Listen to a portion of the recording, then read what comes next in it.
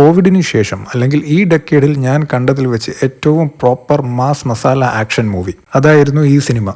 എന്നാൽ പടം കാണുന്നതിന് മുമ്പ് എന്റെ എക്സ്പെക്ടേഷൻസ് എന്ന് പറയുന്നത് അഭിനയിക്കുന്നത് ഫേവറേറ്റ് ആക്ടർ, പക്ഷേ സംവിധാനം ചെയ്യുന്ന ആളൊരു പഴയ പുലിയാണെങ്കിലും കുറച്ചധികം കാലമായി ഫോം ഔട്ടാണ്. സോ ഇതിപ്പോ എങ്ങനെ ആയിത്തീരും എന്ന് പറയാൻ പറ്റില്ല. പക്ഷെ പടം തുടങ്ങി കുറച്ചധികം ബിൽഡപ്പോട് കൂടി ജയിലിലേക്ക് ഇറങ്ങുന്ന നായകന്റെ എൻട്രി, ഒപ്പം ജേക്സ് ബിജോയുടെ ഫയർ BGM-ഉം. അപ്പൊ ഇൻട്രോ കഴിഞ്ഞു, ഇനി തൊട്ടടുത്തതായി വരാൻ പോകുന്നത് ഒരു ഫൈറ്റ് ആണ്. അതിനുള്ള സൂചനകൾ നമുക്ക് ആദ്യമേ തരുന്നുമുണ്ട്. യെസ്, ഈ ഒരു സംഭവം ഇതായിരുന്നു മലയാളം സിനിമയിൽ കുറച്ച് അധികം കാലമായി ഞാൻ മിസ് ചെയ്തിരുന്നത്. ഒരു ലോഡ് തടിമിടുക്കുള്ള ഗുണ്ടകൾ, അവരെ ഒറ്റയ്ക്ക് തല്ലാൻ നിൽക്കുന്ന നായകൻ. ആ നായകന്റെ സ്വാഗും ആറ്റിറ്റ്യൂഡും കണ്ടാൽ തന്നെ നമ്മൾ കൺവിൻസിംഗ് ആവും. ഇവൻ ഒറ്റയ്ക്ക് വിചാരിച്ചാൽ ഇവരൊക്കെ തല്ലാൻ പറ്റുമെന്ന്. മലയാളത്തിലെ സീനിയർ ഹീറോസ് കഴിഞ്ഞാൽ ഈ പറഞ്ഞ പവർ നമുക്ക് ഫീൽ ചെയ്യണമെങ്കിൽ അതിന് പൃഥ്വിരാജ് തന്നെ വേണം. ഇത് കഴിഞ്ഞ് ഷാജോണുമായിട്ടുള്ള അടി, ആ വികാരജീവിയെ എടുത്ത് കിണറ്റിലിടുന്നത്, പിന്നെ ക്ലൈമാക്സിൽ ആ സൈക്കോൻ ടീമുമായിട്ടുള്ള അടി, അങ്ങനെ ആകെ മൊത്തം പറഞ്ഞാൽ ഒരു മാസ് ഫീസ്റ്റ് തന്നെയായിരുന്നു ഈ സിനിമ. ഓൺലൈനിൽ ഈ പടത്തെ പറ്റിയുള്ള പോസ്റ്റിന് കീഴെ ഭിന്നാഭിപ്രായങ്ങളാണ് ഞാൻ കണ്ടിട്ടുള്ളത്. ഇതൊക്കെ വളിപ്പ് പടമാണെന്നും ഈ ട്രെൻഡൊക്കെ 90കളിലെ അവസാനിച്ചതാണെന്നൊക്കെ. ബട്ട് 90കളിലെ ആ ടെംപ്ലേറ്റ് ഐറ്റം കാണാൻ ഇപ്പോഴും ഇഷ്ടപ്പെടുന്ന എന്നെ പോലുള്ള ആളുകൾക്ക് ഇതൊരു ഐറ്റം തന്നെയായിരുന്നു. പിന്നെ എടുത്തു പറയേണ്ട മറ്റൊരാൾ ജേക്സ് ബിജോയാണ്. പുള്ളി ഈ സിനിമയിൽ നന്നായി കത്തിച്ചിട്ടുണ്ട്.